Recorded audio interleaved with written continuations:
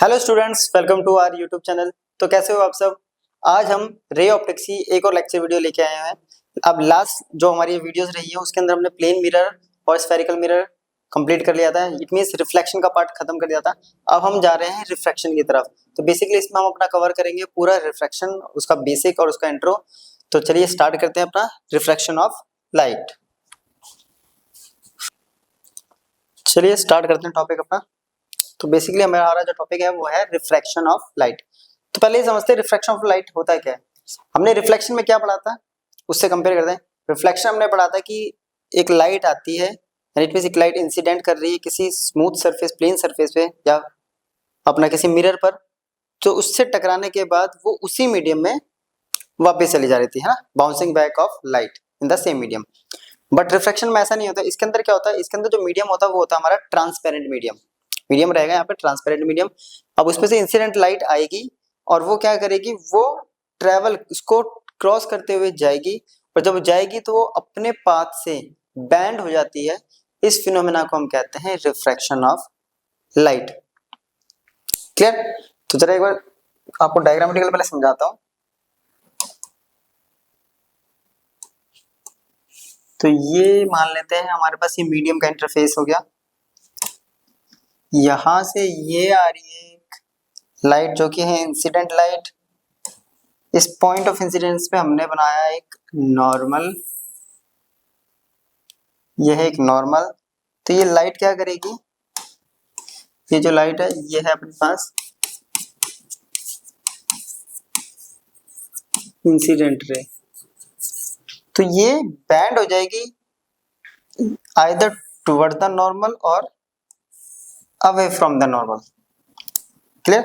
ये क्या करेगी, ये इसका जो ओरिजिनल पाथ था ये इससे, ये इसका ओरिजिनल पाथ होना चाहिए, इससे या तो टुवर्ड द नॉर्मल बैंड हो जाएगी या away from the normal band हो जाएगी। ठीक है। ये ऐसा क्यों होता है, क्योंकि यहाँ पे मीडियम का डिफरेंस है। ये मीडियम 1 हो गया कोई, और ये मीडियम 2 हो गया, due to difference in medium. Medium के डिफरेंस की वजह से ये क्या करेगी, अपने पाथ से भटक जाती है, ये अपने पाथ से बैंड हो जाती है। इस फिनोमेना को कहते हैं हम रिफ्रैक्शन ऑफ लाइट। तो ये होगी अपनी रिफ्रैक्टेड रे, ये वाली और ये वाली। क्लियर। ये है नॉर्मल। अब नॉर्मल और इंसिडेंट रे के बीच का एंगल होता है एंगल ऑफ इंसिडेंस, जैसा कि हमने रिफ्लेक्शन में पढ़ा था। और नॉर्मल और रिफ्रैक्टेड एंगल के बीच का एंगल होता है एंगल ऑफ रिफ्रैक्शन। यहाँ पे एंगल अलग होगा और यहाँ पे एंगल कुछ अलग होगा। राइट, इसको R1 मान लेते हैं। ठीक है। तो डिपेंड करता है हमारा मीडियम पे। क्लियर। अब ऐसा होता क्यों है, मतलब रिफ्रैक्शन का कोज क्या है, क्या कारण है कि ये जो रे है, जो इंसिडेंट रे है, आफ्टर स्ट्राइकिंग और या क्रॉस करने के बाद ये अपने पाथ से बैंड क्यों हो जाती है। तो बेसिकली इसके लिए पहले हम ना मीडियम से जरा पढ़ते हैं। तो होता क्या है, स्पीड ऑफ लाइट हमें पता है,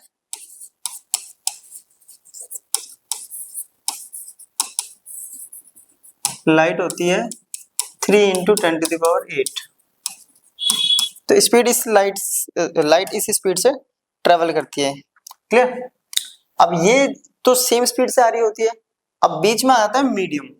अब मीडियम में क्या होता है, मैं यहाँ 2 केसेस बनाता हूँ, समझिए जरा इसको। एक के अंदर क्या, पार्टिकल के बीच में थोड़ा गैप ज्यादा है,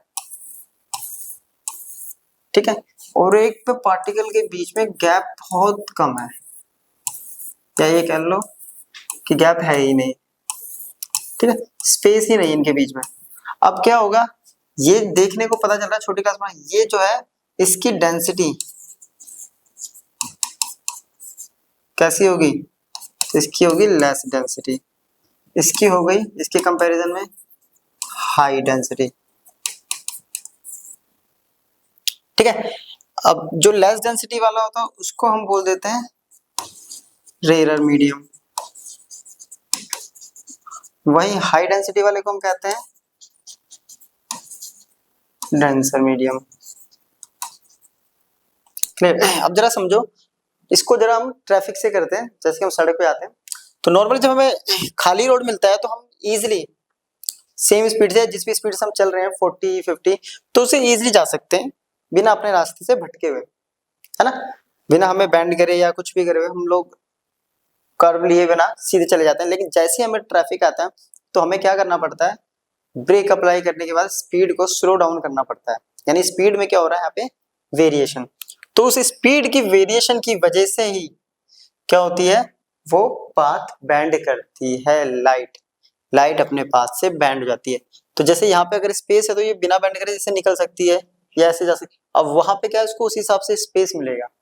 तो जितना ज्यादा डेंस आपका मीडियम होगा वो बैंड उतना ज्यादा उसको बैंड कर देगा। बैंड करने का मतलब क्या, उसकी स्पीड उतनी ज्यादा स्लो डाउन कर देगा, और जितना स्लो डाउन करेगा उतना ज्यादा वो बैंड होगा, जितना कम स्लो करेगा उतना ज्यादा वो बैंड कम होगा, है ना, यानी वो अवे भागेगा।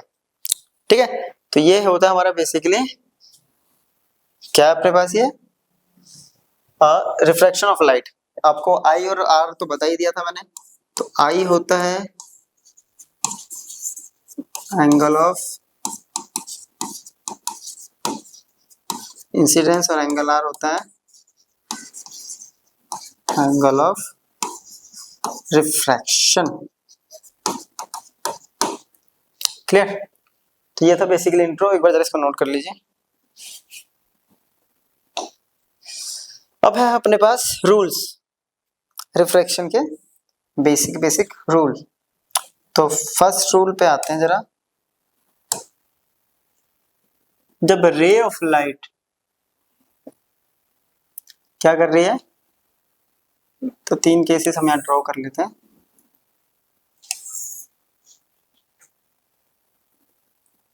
ठीक है, तीनों केसेस के लिए पहले एक बार नॉर्मल ढूंढिए।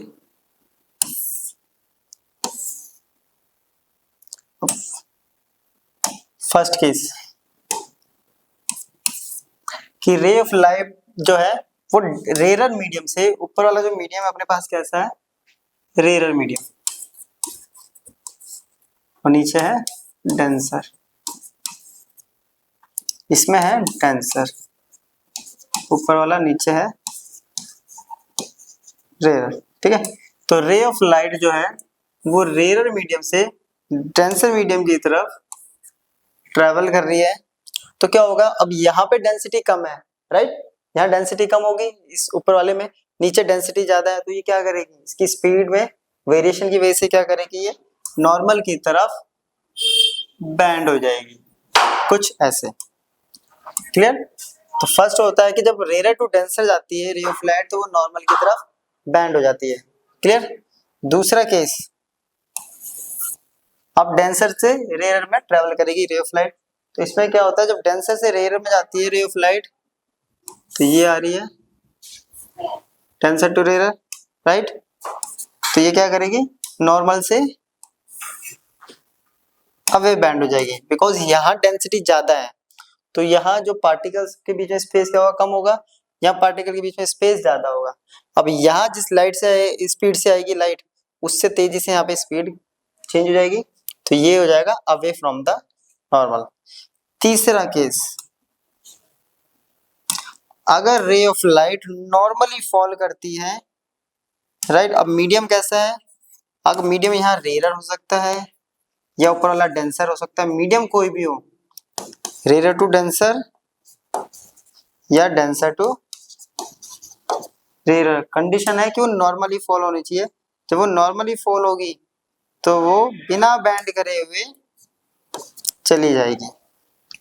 क्लियर? यहाँ पे अब ध्यान से अगर यहाँ पे देखें, यहाँ पे ये इंसिडेंट एंगल है, ये रिफ्रैक्टेड एंगल है। क्लियर? इसमें ये इंसिडेंट, ये रिफ्रैक्टेड एंगल, इसके अंदर angle of incident is greater than angle of refraction, जबकि यहाँ angle of refraction is greater than angle of incidence. यहाँ पे angle of incidence equals to angle of r, और कितना हो गया, ये 0 के बराबर, क्योंकि नॉर्मल के साथ एंगल बनता है और नॉर्मल के साथ ये क्या है, पैरेलल है, तो 0। तो ये है हमारे बेसिकली 3 रूल्स। क्लियर? एक बार जरा इसको नोट कर लीजिए। चलिए नेक्स्ट है अपने पास लॉज ऑफ रिफ्रैक्शन। तो ये लॉज तो अपने 10th क्लास में भी पढ़ा होगा। फर्स्ट लॉ बहुत कॉमन है, बिल्कुल सेम रिफ्लेक्शन के लॉ की तरह होता है कि incident ray, refracted ray and normal at the point of incidence all lie in the same plane. Point of incidence पे सारे के सारे सेम प्लेन पे लाई करते हैं, राइट। ये बिल्कुल वैसे ही हो गया जैसा कि अभी हमने पीछे ड्रॉ करा था, ये रहा।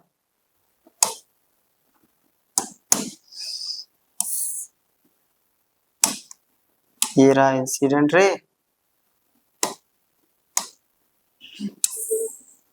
ये रही नॉर्मल। अब किसी भी मीडियम में जा रही है, रेयर टू डेंसर या डेंसर टू रेयर।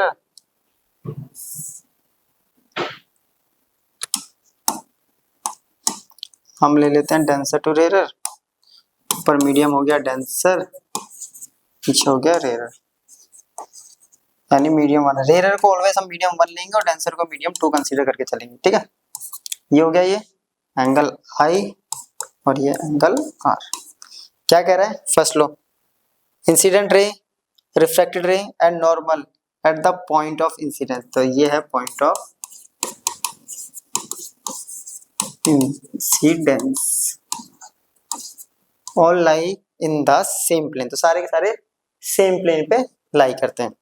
दूसरा लो, ये काफी ज्यादा इंपॉर्टेंट लो है, ठीक है। इसको कहते हैं स्नेल्स लो। ये कहता है the ratio of sine of angle of i to the sine of angle of r is always constant. कि जो रेशियो है, किस किस का रेशियो, साइन आई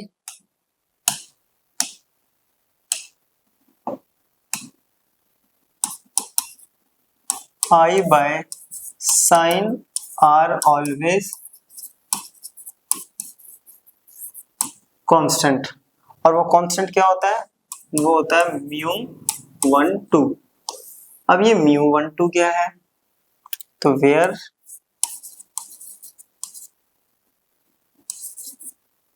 म्यू 1 2, ठीक है। इस केस के लिए तो म्यू 2 1 हो जाएगा वैसे बेसिकली, क्योंकि मैंने डेंसर टू रेयर ले लिया, ठीक है। तो उसके रिस्पेक्ट में भी करते हैं। म्यू 1 2 जो होता है वो होता है refractive index, refractive index of medium 2 with respect to medium 1।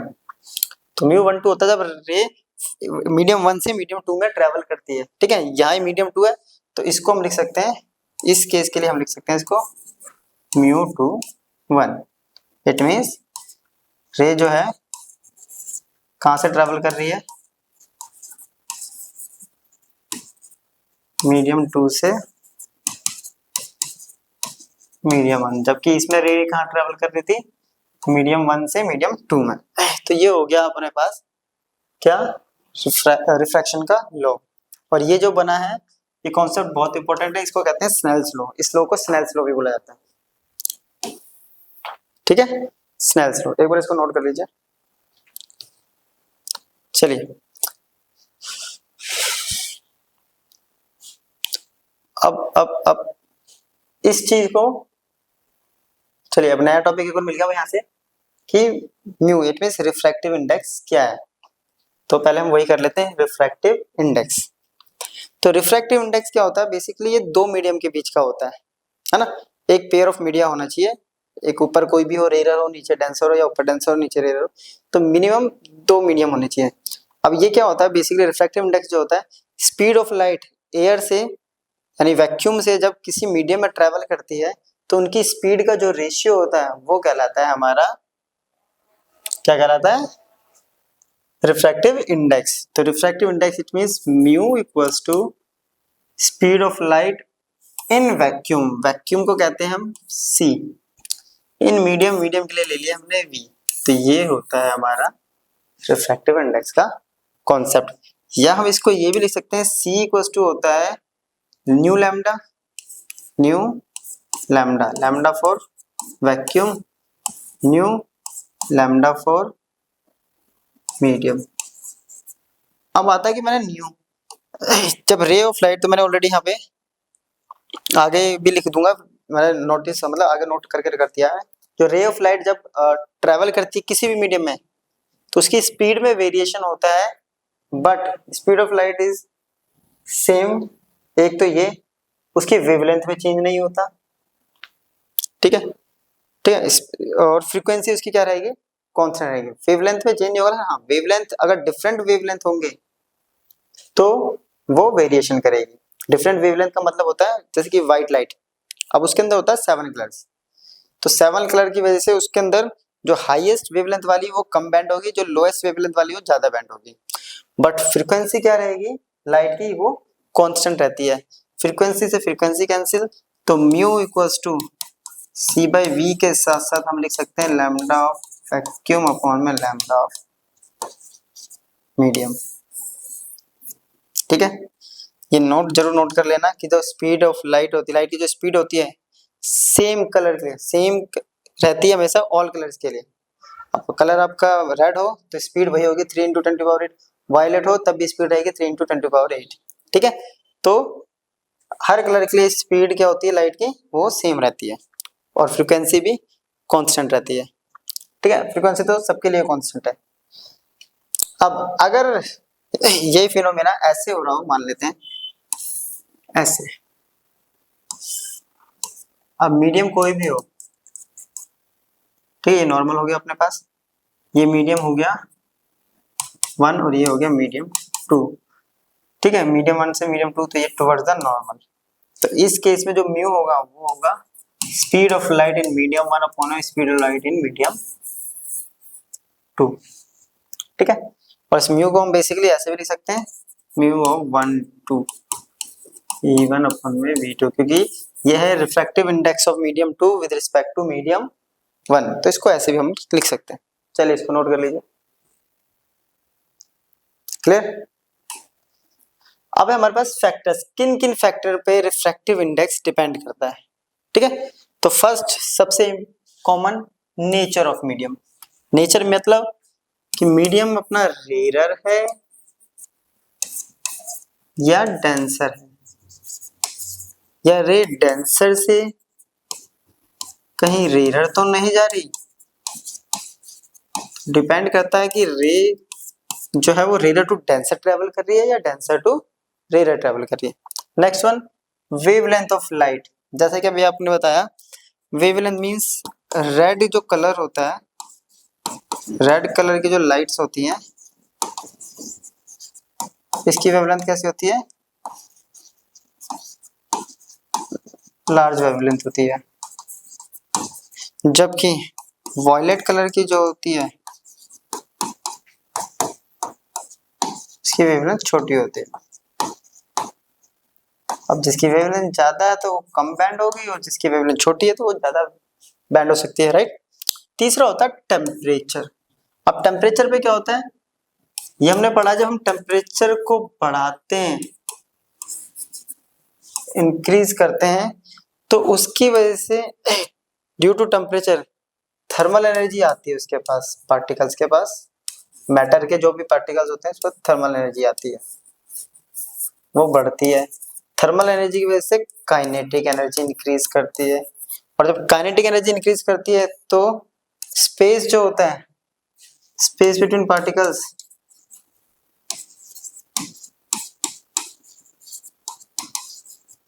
Increase करने लग जाता है ना। तो क्या होता है, टेम्परेचर बढ़ता है, थर्मल एनर्जी की वजह से काइनेटिक एनर्जी इंक्रीज करती है और स्पेस बढ़ने जाता है, क्योंकि पार्टिकल मूव करने वाइब्रेशन में आते हैं, है ना, मूव करने जाते हैं। स्पेस बढ़ेगा तो वो मीडियम क्या हो गया, उसकी प्रॉपर्टी चेंज होगी मीडियम की। पहले अगर वो डेंसर रहा होगा तो उसकी डेंसिटी अब टेम्परेचर बढ़ाने के कंपैरिजन में क्या होगी, डेंसिटी कम हो जाएगी, है ना। तो डेंसिटी क्या हो जाती है, डिक्रीज कर जाती है टेम्परेचर बढ़ाने में। टेम्परेचर बढ़ाने पे डेंसिटी डिक्रीज कर जाती है, जबकि इसका उल्टा क्या होगा, टेम्परेचर कम करने पे डेंसिटी इंक्रीज कर जाएगी। तो टेम्परेचर बहुत बड़ा फैक्टर है हमारा रिफ्रैक्शन के लिए और रिफ्रैक्टिव इंडेक्स के लिए। तो ये 3 फैक्टर्स हैं बेसिकली। अब है कॉजेस ऑफ रिफ्रैक्शन, जैसा कि मैंने आपको बताया,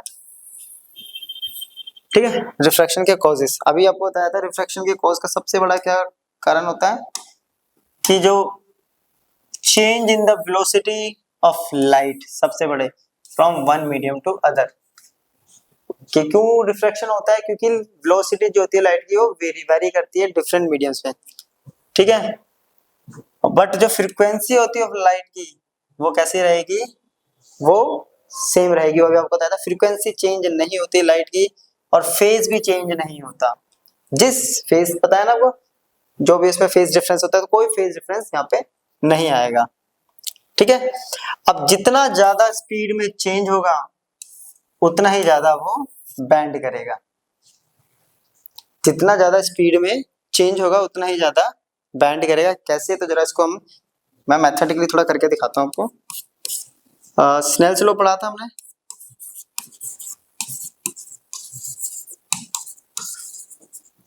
हम म्यू बेसिकली पढ़ लेते हैं। म्यू 1 2 इक्वल्स टू होता है sine I by sine r, ये होता है स्नेल्स लॉ, ठीक है। कंडीशन है first case, if v1 is greater than v2, ये होता है। और साथ साथ म्यू इक्वल्स टू होता है v1 bye v2। v1 is greater then, अगर v2 है तो इसका रेशियो क्या आएगा? तो अगर ये वैल्यू बड़ी है, सपोज मान लेते हैं इसकी वैल्यू इससे बड़ी है, तो जो रिफ्रैक्शन आता है वो क्या आएगा? हमेशा वो ग्रेटर देन 1, है ना। ये ग्रेटर देन अगर 1 आएगा तो साइन आई क्या आएगा यहाँ पे? तो साइन आई की वैल्यू क्या आएगी? Is greater than sine r, और साइन इज, इसका मतलब यानी angle of incidence is greater than angle of refraction. और ये कब होता है ना, स्पीड में हमने वेरिएशन करा, मतलब हमारी स्पीड क्या हो गई? पहले ज्यादा थी बाद में कम हो गई है, यही है ना कि पहले स्पीड ज्यादा थी बाद में कम होगी। इट मींस वो क्या कर रही है? बैंड कर रही है टुवर्ड्स नॉर्मल, वो नॉर्मल की तरफ बैंड कर रही है। और नॉर्मल की तरफ बैंड करने का मतलब क्या है? ये कब होता है? जब रे कहां से आ रही है? Rare to denser, clear. Same वैसे अगर हम दूसरा केस लें कि अगर इस बार v2 is greater then v1 है, यानी स्पीड ऑफ लाइट डिक्रीज कर रही है। अब स्पीड ऑफ लाइट डिक्रीज कर रही है तो जो फ्रैक्शन आएगा हमारे पास किसका? इसका μ12 का, वो क्या आएगा? Less than 1, right, less than 1 आएगा। और लेस देन 1 होने की वजह से अब साइन आई जो है वो लेस हो गई साइन आर से, जब और I is less than are, यानी angle of incidence is less than angle of refraction. और ये कब होता है? लेस का मतलब क्या है? बैंड, पहले तो रिजल्ट आ गया अवे फ्रॉम नॉर्मल, और इसका मतलब रे कहां आ रही है? Denser to rare, clear. दो केस क्लियर हुए, हाँ। तो किसकी वजह से हो रहा है? चेंज, जितना ज्यादा स्पीड में चेंज हो रहा है, यानी अगर चेंज इन द स्पीड अगर ज्यादा है तो बेंडिंग ज्यादा है। यहाँ पे देखो जितना ज्यादा, अब यहाँ पे थोड़ा सा अगर बहुत ज्यादा स्पीड में वेरिएशन होगा वो बहुत ज्यादा बेंड कर देगा। तो एक और केस ले लेते हैं, तीसरा केस है if v1 equals to v2, है ना। अगर v1 इक्वल्स टू v2 है तो μ12 क्या हो जाएगा? 1 के बराबर। तो sine i equals to sine are, तो आई इक्वल्स टू आर। और ये केस कब होता है? आई इक्वल्स टू आर मतलब बैंड हुआ है नहीं, तो ये क्या हो गया? अनडिफ्लेक्टेड पास कर गया है, यानी क्रॉस कर गया है मीडियम को। और अनडिफ्लेक्टेड कब होता है? जब नॉर्मली फॉल होती है। तो ये हो गया कॉजेस, क्लियर हुआ इससे मैथमेटिकली थोड़ा सा? चलिए इसको एक बार नोट कर लीजिए, क्लियर यहां तक? तो ये जो है इसको नोट जरूर कर लेना, जितनी ज्यादा स्पीड में वेरिएशन उतना ज्यादा बैंड होगी, ठीक है, रे ऑफ लाइट अपनी। Next topic, principle of reversibility, ठीक है। क्या करना? Principle of reversibility. रिवर्सिबिलिटी का मतलब क्या होता है? जब रे ऑफ लाइट एक मीडियम से दूसरे मीडियम में ट्रेवल करती है, जो पाथ है ट्रेस करती है, अगर हम उसको रिवर्स कर दे, यानी जिस पॉइंट पे हमें रिफ्रैक्टेड मिला है, रिफ्रैक्शन मिला है या रिफ्रैक्टेड पॉइंट जो हमें मिला है, उधर से अगर इंसिडेंट कराएं, क्या उसी पाथ को फॉलो करके वापस जाएगी? तो रे ऑफ लाइट में यानी रिफ्रैक्शन फिनोमेना के अंदर ये जो फिनोमेना होता है ये पूरा ये फुलफिल करता है। तो जरा इसको डायग्रामेटिकली समझाता हूँ मैं कहना क्या चाह रहा हूँ। ये प्रिंसिपल रिवर्सिबिलिटी कहता है, मान लेते ये एक मीडियम है, क्लियर? ये मीडियम 1 हो गया और ये मीडियम 2 हो गया, क्लियर? अपन लोगों ने क्या करा, ये इंसिडेंट करा दी, ठीक है? ये क्या करेगी, ये यहां बैंड हो जाएगी, हो गया? ये हो गई बैंड। और यहां हमने लगा दिया एक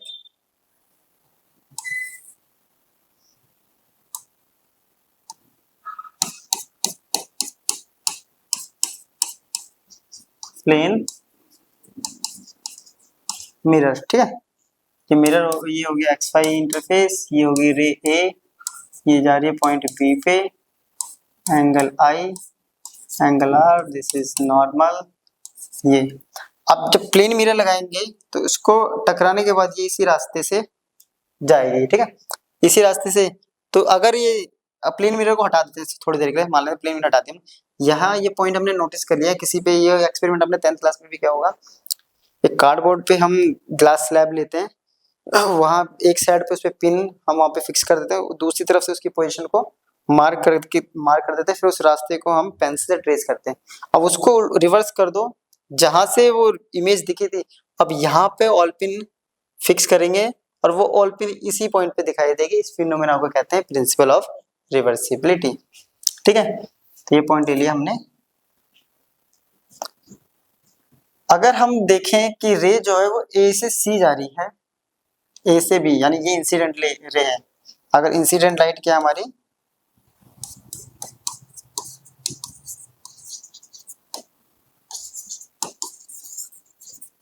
लाइट है ए बी, तो अकॉर्डिंग टू स्नेल्स लॉ क्या होगा,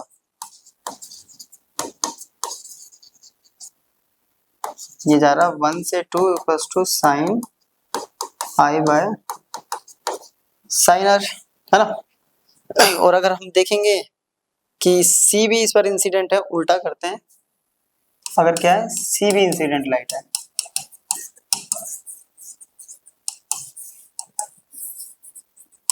तो क्या होगा ये, तो स्नेल्स लॉ बन गया म्यू 2 से 1 sine r by sine i. Equation first, equation 2, इन दोनों को मल्टीप्लाई कर देते हैं, क्लियर? तो मल्टीप्लाई इक्वेशन 1 एंड 2,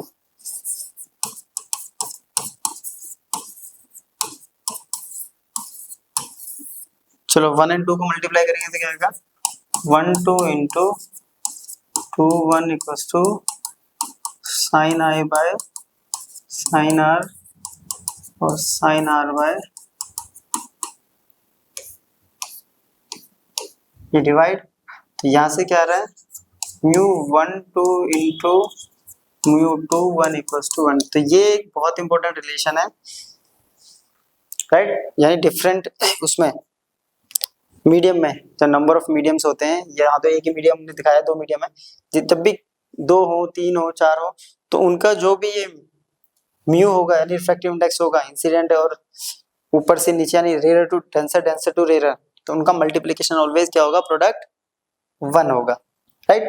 अब इससे एक चीज और क्लियर हो रही है, इसको मैं इधर लेके जाता हूँ, तो mu 1 2 equals to 1 upon mu, ये रेसिप्रोकल हो गया, तो म्यू 1 2 जो होता है वो रेसिप्रोकल होता है म्यू 2 1 का, और रेसिप्रोकल मतलब होता है कि इनवर्स, है ना? क्योंकि इसको ऊपर लिखा होगा तो इनवर्स हो जाएगा, तो ये साथ साथ इनवर्स का मतलब क्या हो गया, रिवर्सिबिलिटी को फॉलो करता है, मैथमेटिकली ये प्रूफ भी हो गया।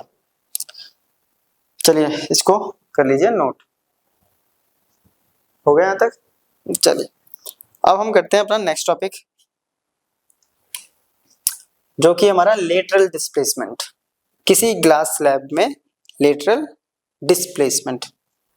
अब लेटरल डिस्प्लेसमेंट क्या होता है, तो पहले हम यहाँ पे बनाते हैं एक ग्लास स्लैब, तब जाके ये समझ में आएगा।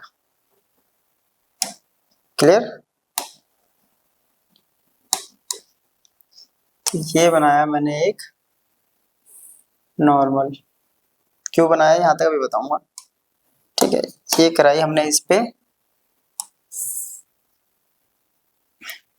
तो ये क्या है, इधर तो हो गया एयर है ना, इट मीन्स मीडियम 1, ये हो गया मीडियम 2, ग्लास स्लैब है, फिर से medium 1। Clear? Air glass then air. Clear?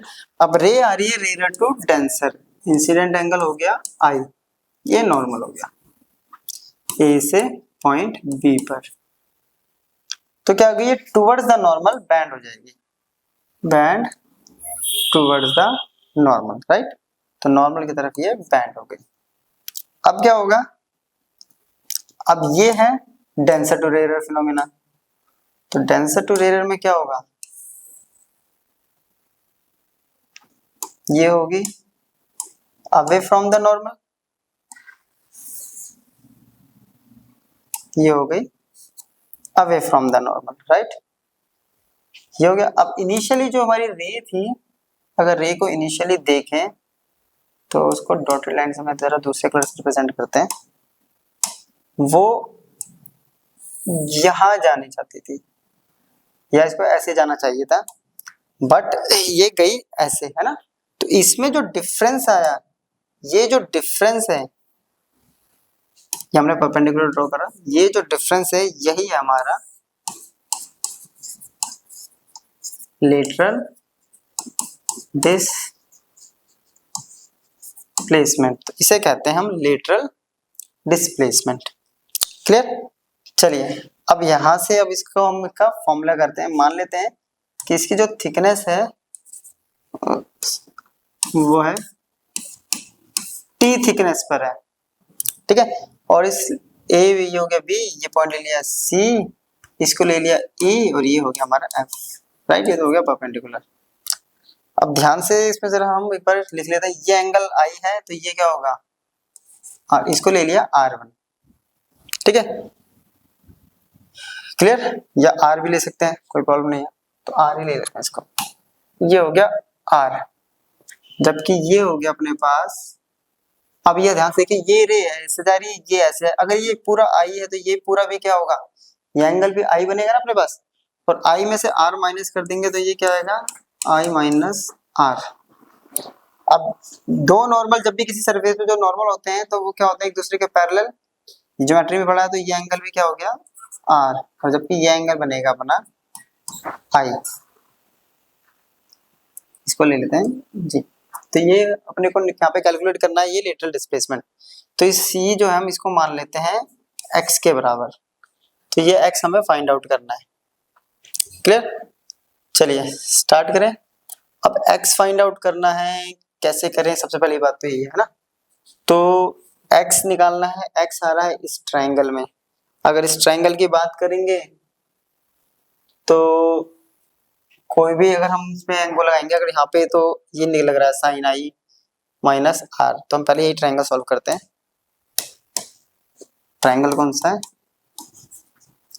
Triangle BEC, तो साइन आई माइनस आर क्या होगा, ये थीटा इसके सामने वाला परपेंडिकुलर, और ये हो गया परपेंडिकुलर के सामने वाला हाइपोटेन्यूज, तो ये हो गया बेस, है ना। तो परपेंडिकुलर अपॉन में हाइपोटेन्यूज, हाइपोटेन्यूज हो गया ये BC, ठीक है। तो परपेंडिकुलर अपने पास आ रहा है C, हाइपोटेन्यूज आ रहा है BC, C की वैल्यू पुट करते हैं तो आ रहा है साइन आई माइनस आर, C कितना है x, BC नहीं पता, x अपॉन में BC, तो x कितना आ गया यहाँ, BC इंटू साइन आई माइनस आर। क्लियर? यहां तक हो गया। चलिए अब अपने को BC पुट कर देंगे तो हमारे पास ये x आ जाएगा, और BC देखिए इस ट्रायंगल में आ रहा है, बी सी एफ, तो ये वाला ट्राइंगल ले लेते हैं हम। In triangle B C F, तो यहाँ हमें निकालना है बी सी, एंगल के सामने वाला ये परपेंडिकुलर, ये हमें पता है टी यानी बेस पता है, हाइपोटेन्यूज निकालना है तो ये लगेगा cos, cos R equals to base, it means B F upon में बी सी, ठीक है। कॉस आर, बी एफ जो है ये है टी के बराबर, ये हो गया बी सी, तो यहाँ से बी सी कितना आ गया, बी सी इक्वल टू आ गया टी बाय कॉस आर। इस बी सी को सब्स्टिट्यूट कर देते हैं इस इक्वेशन फर्स्ट में, putting value of B C in equation 1, तो x इक्वल टू क्या आ गया, बी सी टी अपॉन में कॉस आर, ये आ रहा है इंटू साइन आई माइनस आर, ठीक है। अब क्या करते हैं, इसको कर लेते हैं हम ओपन, यहां तक भी लिख सकते हैं इसको, अगर आपके पास आई और आर की टर्म में है तो, नहीं है तो इसको ओपन करते हैं, साइन ए माइनस बी पे इसको ओपन करते हैं तो क्या होता है sine A minus cos B. चलिए इसको ओपन करते हैं यहाँ, x equals to t upon में, चलिए इसको दूसरे पेज पर कर लेते हैं, जगह नहीं है, ठीक है। इसको नोट कर लीजिए, t upon cos r sine आई माइनस आर, तो एक्स इक्वल्स टू आ रहा था टी अपॉन में कोस आर साइन आई माइनस आर, क्लियर ये। अब इसको क्या करते हैं, ए माइनस बी पे ओपन करते हैं, टी अपॉन में cos r sine A cos B cos A sine B, ठीक है। कॉस से डिवाइड अंदर लेके जाएंगे तो सबको डिवाइड करेगा, तो कोस आर गया तो बच गया साइन आई, यहाँ कोस आर आया तो बचा कोस आई साइन आर अपॉन में कोस आर, तो बेसिकली ये आ गया, ठीक है। एक फॉर्मूला तो अपने पास ये बन ही चुका है, मैंने बोला था आपको, ठीक है। अब एक है जो, अब इसको हम रिप्लेस करेंगे, अब यहाँ पे क्या हो गया sine i cos i sine r, अब हम इसको कन्वर्ट करेंगे रिफ्रैक्टिव इंडेक्स की टर्म्स में, और उसके लिए अपने पास क्या होता है, उसके लिए है स्नेल्स लॉ, ठीक है। तो स्नेल्स लॉ क्या कहता है,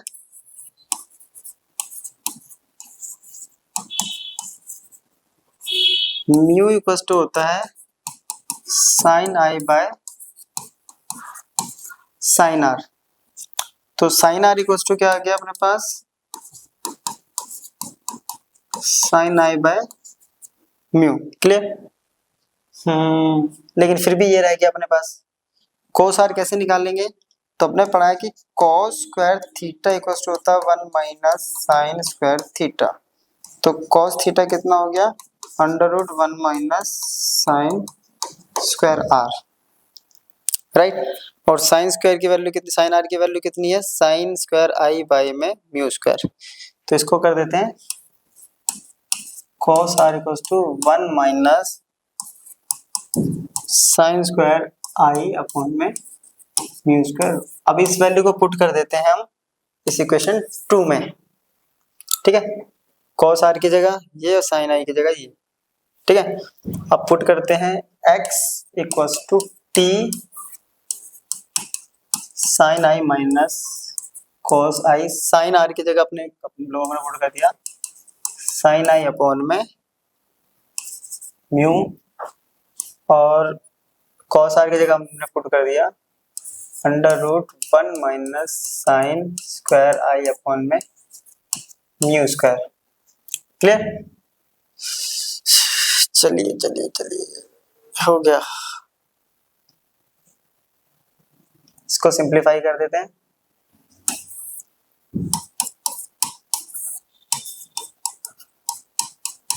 minus cos I sign I upon mu, ये आ गया म्यू स्क्वायर माइनस 1 ये आ गया sorry mu square minus sine square I, इसको लिख सकते हैं 1/2, ये म्यू स्क्वायर ऊपर जाएगा और रूट से बाहर आएगा तो वैसे म्यू, म्यू से म्यू कैंसिल, वैल्यू आ गई अपने पास t sin i minus cos i sin i upon में mu square minus sine square i की पावर 1/2। तो ये आ गया हमारे पास लेटरल डिस्प्लेसमेंट की एक और वैल्यू। वैसे तो हम यहाँ तक कर सकते हैं, बट अगर केस हमें मिल गया, इन केस हमें म्यू की टर्म में यानी रिफ्रैक्टिव इंडेक्स की टर्म में अगर मिल जाता है तो कैसे करेंगे, तो ये अपना कॉन्सेप्ट, इसको एक बार नोट कर लीजिए। क्लियर? चलिए अब इसमें एक छोटा सा केस ले लेता हूँ कि डिस्प्लेसमेंट की यानी जो लेटरल डिस्प्लेसमेंट यानी एक्स मैक्सिमम कब होगा, तो साइन मैक्स कब होगा और कब होता है वो साइन 90, बट उसी 90 पे कोस आई भी है तो कोस 90 कितना हो जाएगा 0, तो ये पूरी टर्म 0 है ना, ये 0 तो ये सारा मल्टीप्लाई होकर 0, तो अपने पास वैल्यू क्या आ रही है x equals to T sine, ये मैक्सिमम वैल्यू होगी x मैक्सिमम डिस्प्ले यानी लेटरल डिस्प्लेसमेंट की सबसे मैक्सिमम वैल्यू। चलिए नोट कर लीजिए इसको। अब है हमारा topic refraction through a combination of media. जैसे कि मैंने अभी बताया था ना, ये है हमारा, हम लेंगे 3 मीडियम का कॉम्बिनेशन, तो कैसे होगा जरा इसको एक बार मैं ड्रॉ करता हूं।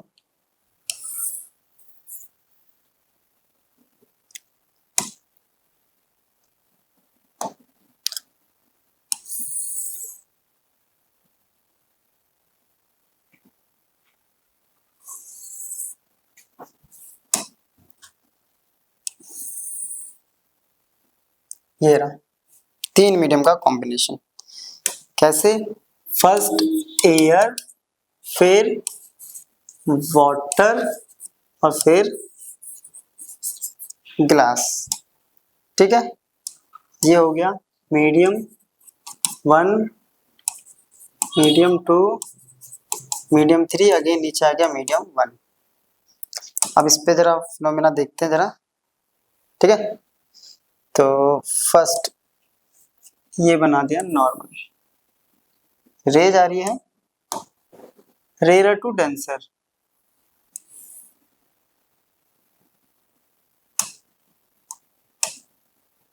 बैंड टुवर्ड्स द नॉर्मल, ये जा रही है तो टुवर्ड्स द नॉर्मल ये बैंड करके। क्लियर? It means i. अब ये इसके रिस्पेक्ट में ऊपर वाला हो जाएगा रेयर और नीचे वाला हो जाएगा डेंसर, क्योंकि वाटर जो है वो उसकी डेंसिटी कम होती है। ठीक है, तो ये आ गया अपना मीडियम, ये नॉर्मल बनाया। अब अगेन क्या होगा टुवर्ड्स द नॉर्मल, हो गया बैंड। चलिए अब आ रहा है क्या डेंसर टू रेयर, क्योंकि नीचे जो है वो हो गया हमारा एयर, तो ये क्या होगा अवे फ्रॉम द नॉर्मल, यही होगा फिनोमेना अभी पढ़ा था हमने। ठीक है, अगर ये हम ले लेते हैं R1 तो ये क्या होगा R1, और अगर ये लेते हैं R2 तो ये हो गया R2, और ये इस I के बराबर ही आता है ना, यही होता है ना हमारा। अगर हम स्नेल्स लॉ लगाएं,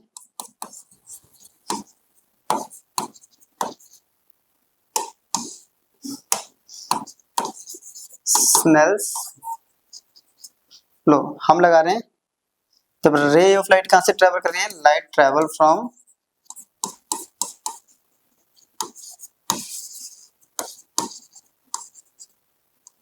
मीडियम 1 टू मीडियम 2, 1 से 2, तो refractive index of 2 with respect to 1 क्या होता है sine I by sine R1, i by R1 है। वहीं दूसरी तरफ अगर देखें, अगर लाइट इस बार ट्रेवल कर रही है, ट्रेवल फ्रॉम मीडियम 2 से 3 में, मीडियम 2 टू 3, तो क्या होगा mu of 3 with respect to 2 equals to sin r1 upon में sin r2। सिमिलरली अगर बात करें हम 3 से, तो light travel from medium 3 to 1, तो क्या होगा ये mu of 1 with respect to 3 equals to, ये हो जाएगा इंसिडेंट का काम करेगा साइन r2 अपॉन में साइन i। और अभी हमने पढ़ा था कि इन तीनों का जो मल्टीप्लीकेशन होगा यानी mu of 1 2 into mu of 2 3 into mu of किसका 3 1 इक्वल्स टू होता है 1। ये भी हम अभी स्टडी करके आए पीछे, है ना। तो अपने को निकालना है 2 3, तो म्यू ऑफ 2 3 इक्वल्स टू आ रहा है 1 upon mu 1 2 into mu 3 1। But ये भी हमने पढ़ा है कि म्यू 3 1 को हम लिख सकते हैं 1 अपॉन म्यू 1 3, और 1 3 लिखूंगा तो ये कहाँ चला जाएगा ऊपर, तो 2 mu 3 equals to mu 1 3 upon में म्यू 1 2, ये हो जाएगा। अब जरा इसको ध्यान से देखते हैं। म्यू 2 मीडियम 2 क्या है वाटर, 3 क्या है ग्लास, ठीक है। मीडियम 1 है एयर, 3 है ग्लास, अपॉन में मीडियम 1 है एयर और ये है वाटर। अगर हमें निकालना है वाटर टू ग्लास तो हम क्या करेंगे air to glass, air to water का जो रिफ्रैक्टिव इंडेक्स होगा उन दोनों का रेशियो कर देंगे, डायरेक्ट आंसर निकल जाएगा। इसीलिए ये इतना बड़ा प्रूफ किया हमने। चलिए इसको नोट कर लीजिए। नेक्स्ट टॉपिक हमारा apparent depth of an object in a medium. अब आता है ये एपरेंट डेप्थ क्या होता है। जब हम वाटर के अंदर, यहाँ बेसिकली हमारा जो पानी वाला हम केस है, हम पानी के अंदर जब किसी कॉइन को पटक देते हैं या पेन देखते हैं तो वो देखा होगा वो अपनी पोजीशन से थोड़ा सा ऊपर राइज करा हुआ दिखता है, उसी डेप्थ को हम बोलते हैं इसकी एपरेंट डेप्थ, ठीक है। तो वही हमें कैलकुलेट करना है। और होता क्यों ऐसा, जरा इसको हम एक बार ड्रॉ कर लेते हैं।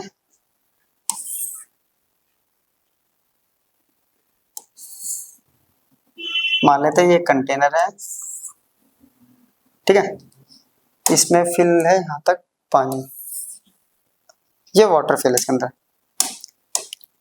क्लियर। अब एक ऑब्जेक्ट रखा है हमारे पास यहाँ ओ पॉइंट पे, तो रिफ्रैक्शन के अकॉर्डिंग जो एक रे तो चली जाती है सीधी, मिनिमम 2 रे चाहिए होती है ना हमें किसी भी चीज को विजिबल देखने के लिए, तो हमने मान लिया ये जा रही है ऐसे पी पॉइंट पे, दूसरी रे ले ली हमने किसी एंगल पे,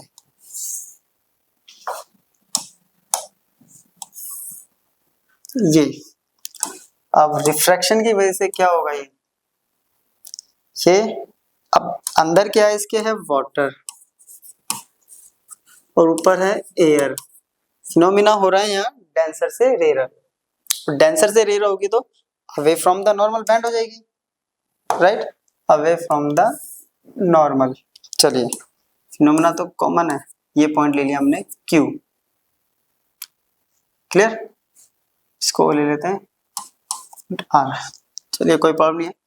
अब बट जो आई को देखने पे क्या लगेगा, क्योंकि ये जो होता है रियल में ये इतना सा गैप होता है इसमें, बस इतना सा, बहुत इतना सा, ठीक है। तो आई तो दोनों रे को ट्रेस करेगी, जो सीधी है उसको तो सीधी ट्रेस कर लेगी, इसको जब आई देखने पे क्या लगेगा कि ये रे जो है वो यहां कहीं से आ रही है,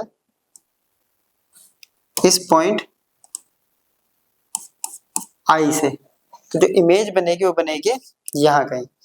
अब ये अगर हम ले एंगल आई तो ये क्या हो जाएगा एंगल आर, ये एंगल आर होगा तो ज्योमेट्री के अकॉर्डिंग ये भी क्या हो जाएगा आर, और ये हो गया आई ऑल्टरनेट इंटीरियर एंगल, ठीक है। तो इसकी जो डेप्थ है हमारे पास पीओ, जो इसकी जो ओरिजिनल डेप्थ है हम मान लेते हैं ये, तो यहाँ पे अपरेंट डेप्थ क्या, देखो पीओ जो है वो तो हो गया अपने पास जो रियल डेप्थ थी अपने पास, और पीआई क्या हो गया यहाँ पे,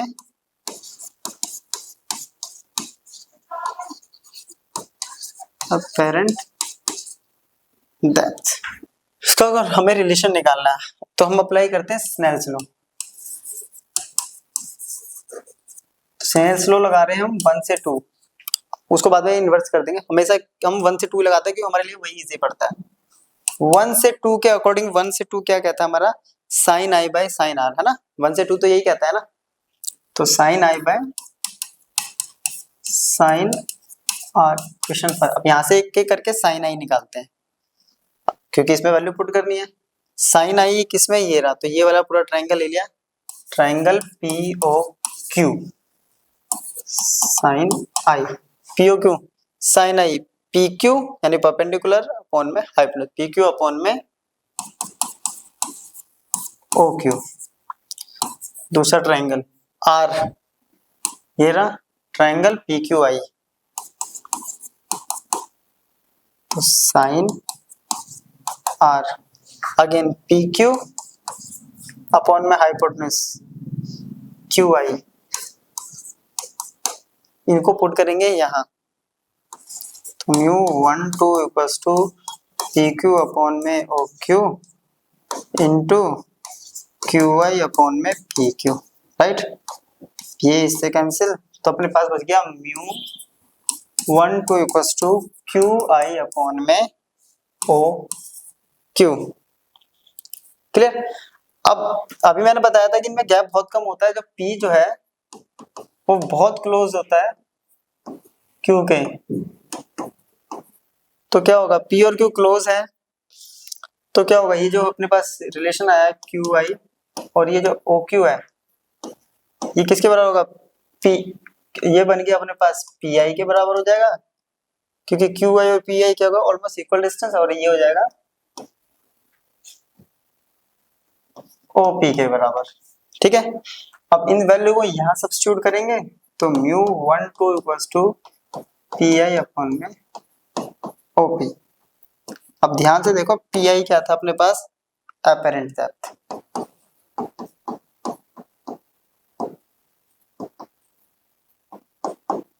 ये क्या था, real depth.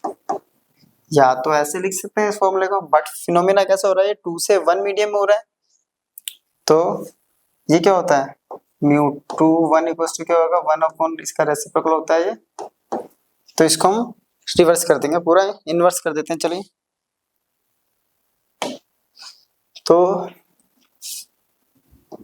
Mu of 2 1 equals to हो गया रियल डेप्थ अपॉन में अपरेंट डेप्थ, तो ये आ गया रेशियो। क्लियर। अब दूसरी चीज हमें लगानी है कि कितना राइज किया है ना, कितना इसने अपनी जगह से वैल्यू उठा दिया, यानी हमें निकालना है, ये यहाँ से यहाँ आ गया तो हमें ये राइज यानी ओ आई निकालना है। अब ये ओ आई कैसे निकलेगा, पीओ में से अगर पी आई माइनस कर देते हैं, चलिए तो हम क्या निकाल रहे हैं, राइज जो कि है ओ आई, तो कैसे निकलेगा, पीओ में से माइनस कर देंगे हम पी आई। ठीक है, चलिए ओ आई निकालते हैं। अब पीछे हमने पढ़ा था अभी, ये रहा mu equals to P i upon में पीओ या ओपी, है ना, mu equals to P i upon में ओपी, तो पी आई की वैल्यू क्या आ जाएगी, अब ओपी की वैल्यू कितनी आ जाएगी, सॉरी उल्टा, ये उल्टा कर लिया हमने, म्यू इक्वल्स टू पढ़ा था हमने पीओ यानी पीओ अपॉन में पी आई। ठीक है, तो पी आई की वैल्यू कितनी आ गई, पीओ अपॉन म्यू, क्योंकि फिनोमेना जो था हम 2 से 1 हो रहा था और हमने वहां पे 1 से 2 को लेके चल रहे थे स्टार्टिंग में, है ना। चलिए इसको यहाँ सब्स्टिट्यूट करेंगे तो ओ आई कितना आ गया, P O minus P O upon में म्यू, कॉमन आ गया P O upon minus 1 upon mu. ये ओ आई क्या है अपने पास, राइज, या इसको नॉर्मल शिफ्ट भी बोल सकते हैं, ठीक है। राइज, अब पीओ की वैल्यू थी डी, तो राइज इक्वल्स टू कितना आ गया, D into 1 minus 1 by mu. तो ये हो गया आपका एपरेंट डेप्थ और कितना शिफ्ट करता है। क्लियर। तो ये था हमारा टॉपिक रिफ्रैक्शन, जिसमें हमने पूरा रिफ्रैक्शन यहाँ पे खत्म कर लिया है बेसिकली। उसका intro, refractive index, different medium में क्या रिलेशन होता है, क्या प्रिंसिपल ऑफ रिवर्सिबिलिटी होती है, क्या लेटरल डिस्प्लेसमेंट होता है, और क्या एपरेंट डेप्थ होता है, उसका एक एप्लीकेशन, ठीक है। तो यहाँ हमारा रिफ्रैक्शन खत्म हो जाता है। नेक्स्ट वीडियो में हम इससे आगे टॉपिक को कवर करेंगे। तब तक सारे टॉपिक्स एक बार रिवाइज कर लीजिएगा। तो मिलते हैं नेक्स्ट वीडियो में, तब तक के लिए गुड बाय।